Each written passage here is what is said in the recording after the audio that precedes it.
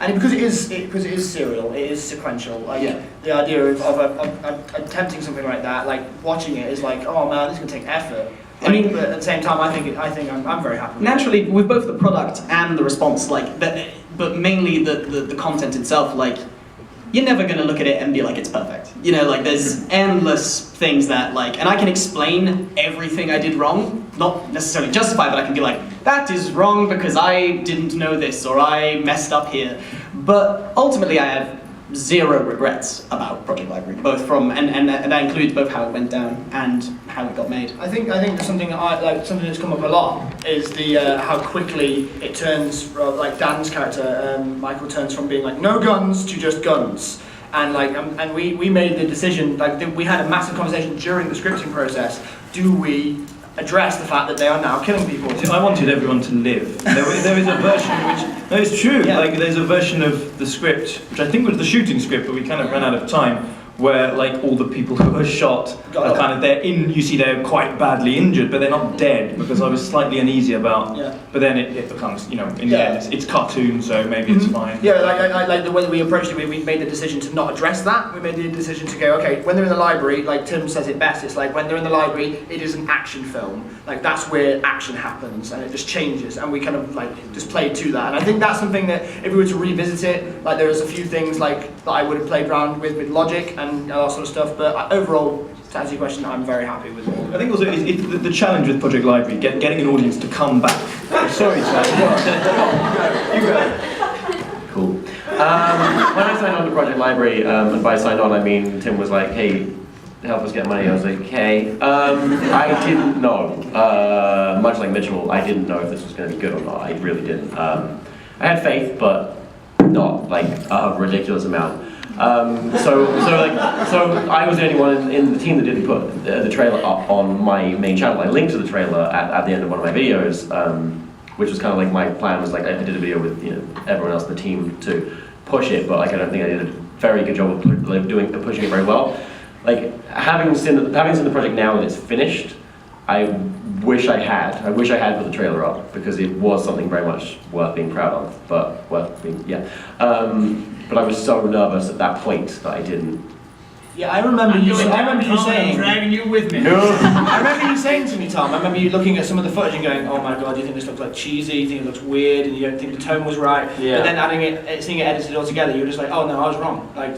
Which is cool. I like the fact that you didn't have pride, and then all of a sudden you were proud. I wasn't sure. I didn't know. Like. Yeah. I'm sorry, can we? Yes. I'm sorry, I'm just curious. I'm a lot older than most of you guys in here, but seeing that this is a totally new genre and where it's come from as far as the internet and YouTube and everything, and it's becoming more and more professional, and you guys would have had to go a totally different venue if you wanted to be screen, producers and writers and such as that. Do you see this as a total separate entity, or do you see it as a segue into if Steven Spielberg called one of you guys and said, hey, I want you to work on my next film? I'd say yes. I mean, I know that Thank you, yes. Also, how did you get my number? Is it in the back of your minds, like this could open up some larger... I mean, it has. Like Project Library, it took away like so much time, and we were doing it all for free. But like in my head, it was always I'm going to be proud of this, and something's going to come out of it. And like for I don't know for yourself, Ben.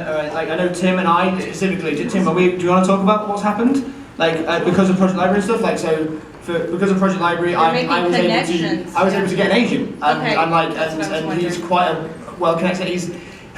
He manages Ricky Gervais. There we go. Okay. And he also he was so impressed with Library. He was so impressed with what we made with the budget that he took me on, and now he manages me, and we've been working on a lot of good stuff together. And Tim, do you want to tell them your good news that's come out of because you sent Project Library? Yeah. Tim's pregnant.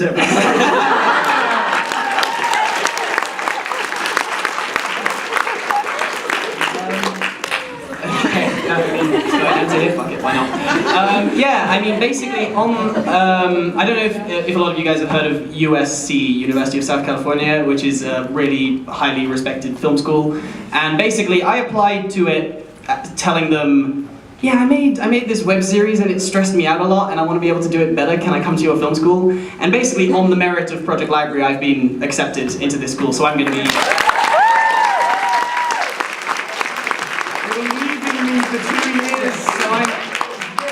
So I'm did I not tell you? Oh god. No! I'm so sorry. Yeah, basically I'm moving to America in August. So.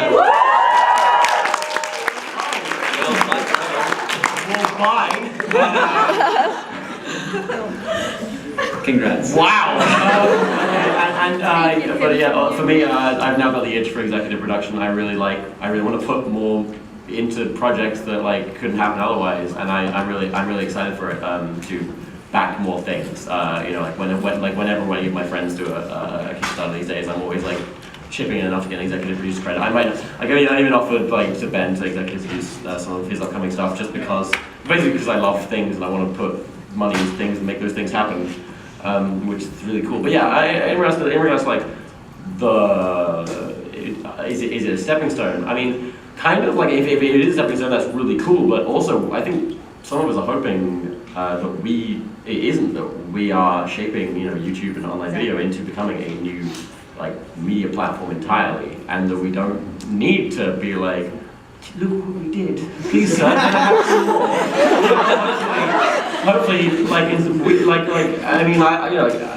I'm always quoted in articles like saying, "Oh, Tom's turned down jobs with the BBC." Like, yeah, that was like ages ago. But like, yeah, like if someone like I've had people come along at a point in my life and be like, "Oh, wow, you did really good stuff. Do you want to work on our TV show? You get to be nothing." And I was like, "No, this is way more fun." And yeah. It doesn't have to be a stepping stone. Sometimes it can just be better. It's better in some ways. Any more questions? Yeah, I think we have time for one more, so how about yourself? So what was the casting process like? Like, did you have ideas of who you wanted? I think Daniel J. Layton was like Yeah. there from pretty much like quite from the beginning, right? Yeah, I think I think there's sort of a distinguishing factor. Like Ben and I had many conversations about it, but because basically pre-becoming YouTube, I'd always imagined it being like the first web series where we'll get everyone in the UK YouTube community to be in something together. And then becoming YouTube got made, and I was like, well, damn it, Ben Cook. And then if you can't beat him, you join him, so you get him to go on. Yeah, and basically, so very much in collaboration with Ben, we discussed, this idea about making it a healthy mix of talent on YouTube who can perform, like Dan Moan, and then you also have, people like Mitchell, who plays Troy, and Isabella, who was a RADA graduate, who came and played Rachel. And I think that was a good decision, and I think ultimately, on top of all that, naturally, when Jack and I are directing the project and we want 2 characters, well then deal with it, because we're going to play those 2 characters. Fuck yeah! When you're the boss, you get to choose. One last question for myself. Yeah, go on. What's next? Future projects for everybody? For me personally, I'm focusing a lot on Jack and Dean this year. Is Dean on board? Dean's. I'm recasting Dean. Okay. New.